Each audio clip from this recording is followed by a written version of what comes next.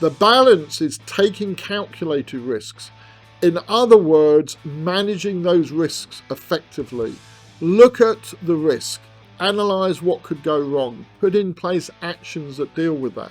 Also look at the opportunities that can sit with it and put in place the actions to make sure those opportunities actually happen. I'm Mike Harris and I help businesses to successfully grow their turnover and profit. In the last year alone, I have helped dozens of businesses at least double in size. And I work with small, medium and large businesses, including startups and multinationals. As you know, my day job is advising clients on how to improve their business through strategy and coaching them on how to become better leaders. I often get asked what are my top tips to these clients. You know, the advice that they pay thousands of pounds for. Well, don't tell them, but I've decided to share this advice for free. That's right, for free. So welcome to the next episode in a regular mini-series in which I will be sharing my not to be missed top advice. Here's another 5. And if you stay to the end, you'll learn how to get exclusive advice which will catapult your career to new heights. Hello and welcome to All You Leaders and Strategy. In season 4, as you know, we're providing top advice for business leaders.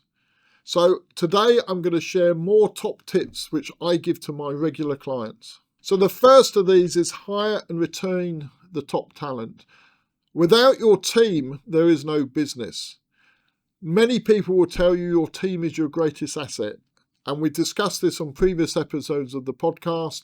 And I will put a link in the description below where you can have a look at an episode that we had in season 3, where we debated whether your employees are actually your greatest asset. But anyway, that's a bit of a digression. As you grow your business, you will need to recruit the best people possible. You'll need to make sure they have the right capability and you create the right capacity. So investment in recruitment, training the people within the business, and most importantly, creating a culture where people want to stay and grow is essential to how you scale your business. To do this, you need to look at how do you become your industry's employer of choice. In other words, how do you make it that everybody wants to work for your business as opposed to your competition? And if you can do this really well, you'd also be looking at how do you encourage people into your industry and work for your business as opposed to other companies in other industries. The second is be adaptable.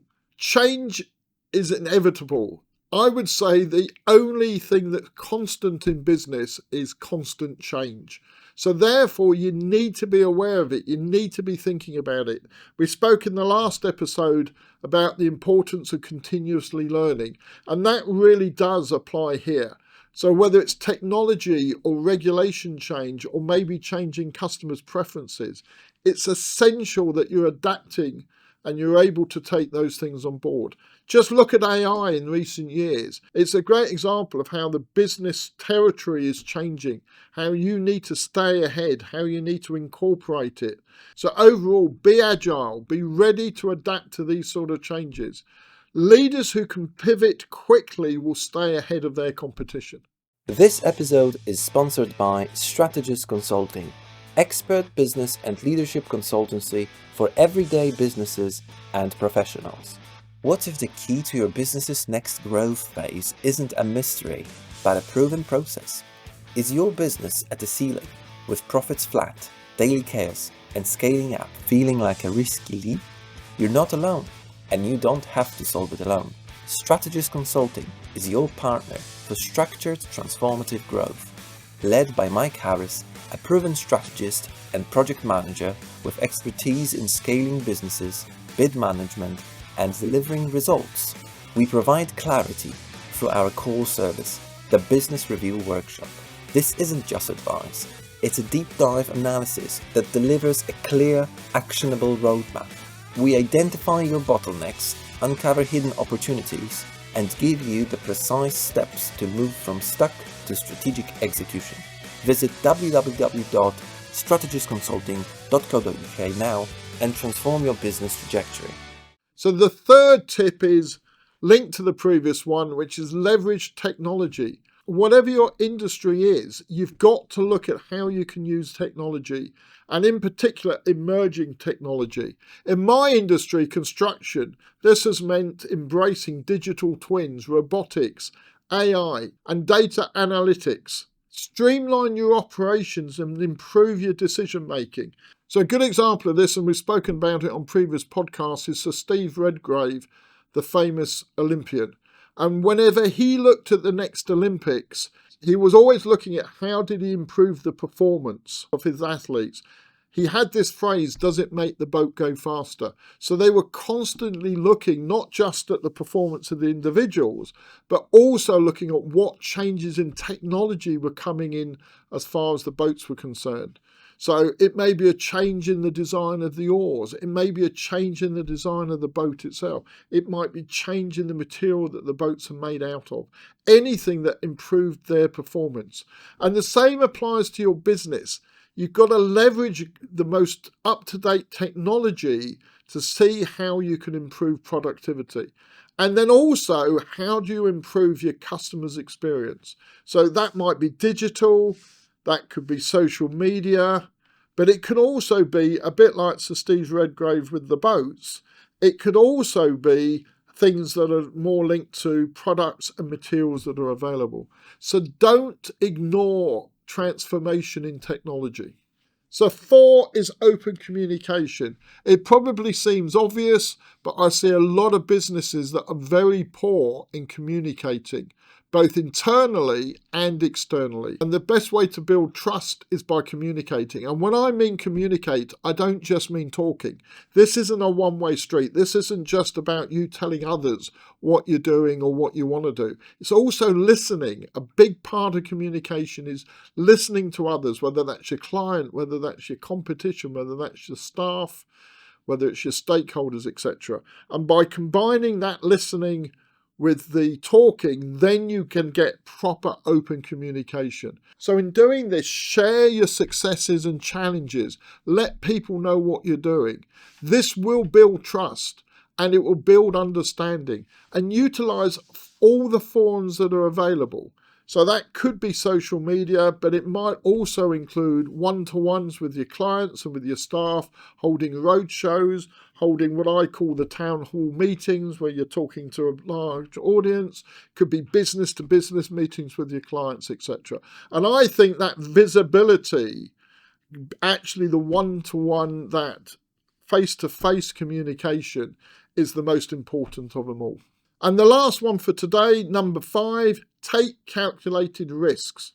So risk management doesn't mean risk avoidance. I see a lot of people who think, I'm going to manage the risk by not having any risk at all. But the problem with that is the business doesn't move forward. It doesn't grow. It doesn't develop. It certainly isn't bringing in innovation, because innovation means doing things that maybe others haven't done before. So they avoid risk, and the business progresses and changes very slowly and often is left behind by their competition. However, taking risk is also doesn't mean taking the risk recklessly. It doesn't mean just doing it and crossing your fingers and hoping for the best. The balance is taking calculated risks. In other words, managing those risks effectively. Look at the risk, analyse what could go wrong, put in place actions that deal with that. Also look at the opportunities that can sit with it and put in place the actions to make sure those opportunities actually happen. So when you're implementing something that could appear to be risky, or you're taking the chance on something, you're doing it based on calculation. You're taking a calculated risk. So an example of this is that I was talking to somebody that I know very well, and they said that there was a perception of me when I was in business that I was very good at improvising and actually reacting to events really quickly. And I was extremely lucky that when I reacted to those events, it always seemed to pay off. And therefore I had a reputation for this success in being able to improvise. However, the truth is, I don't think I was improvising at all. What I was doing was looking ahead, seeing the opportunities that might be there, risk assessing it, spending a lot of time planning it. So when the opportunity actually arose, I was really well placed to take that opportunity and put in place risk mitigations that allowed me to effectively manage that decision. So what appeared from the outside world that I was ad-libbing it, maybe even winging it, the truth is I wasn't improvising. It was a very calculated, planned set of actions, which meant I was able to effectively manage those risks. And I always had a plan B, so if it wasn't quite working, I could switch to that. Now, from the outside world, I can see how that may have looked as if I was just going with the flow and taking the opportunities. So remember, make sure that you're looking ahead, identifying risk and opportunity and putting a plan together so that when you actually come to it, you're able to effectively manage those risks. Now for ongoing support, join our new Patreon community, subscribe for exclusive content from the Leaders in Strategy podcast, downloadable resources like our annual business plan checklist, and access to a full business course. As a member, you'll get discounted rates on one-to-one workshops, the chance to have your business questions answered, and featured in special monthly podcast episodes. Let's strategize and let's execute. Join our Patreon now and become a leader in strategy yourself. So that's it for today. I hope that all made sense. And in summary, tip number 1, hire and retain top talent. Create a culture where people want to stay and grow. Number 2, be adaptable. Change is the only constant in business. Leaders who pivot quickly stay ahead. 3, leverage technology. Automation, data analytics, AI, they can all streamline your business and can help improve your customers' experience. 4, open communication. Remember to listen as well as to talk, but be clear, honest, and build trust internally and externally.